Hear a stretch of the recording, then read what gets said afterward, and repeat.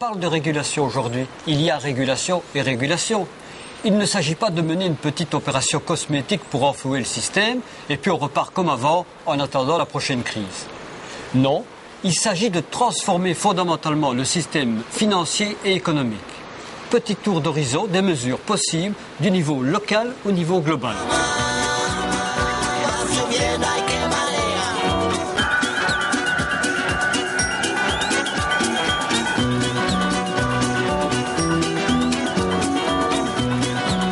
Vous étiez au Forum social à Belém, au Brésil. La crise est évidemment au centre des préoccupations. Quelles sont les propositions, les alternatives qui se sont dégagées, je dirais des propositions à dimension mondiale?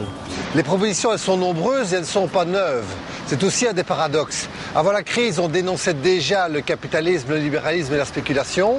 Maintenant qu'il y a la crise, toutes les propositions qui étaient sur la table, elles sont toujours là. En matière de fiscalité, la fin des paradis fiscaux, la taxe Tobin sur la spéculation, la levée du secret bancaire, la taxation du capital de manière plus globale en fait.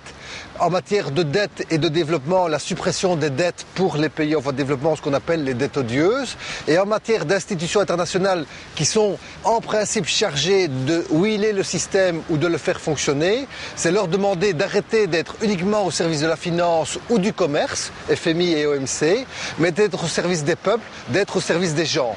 Et au Forum social cette année, toutes ces propositions ont été répétées, elles sont constructives, elles peuvent apporter plus de justice fiscale, de justice dans le développement.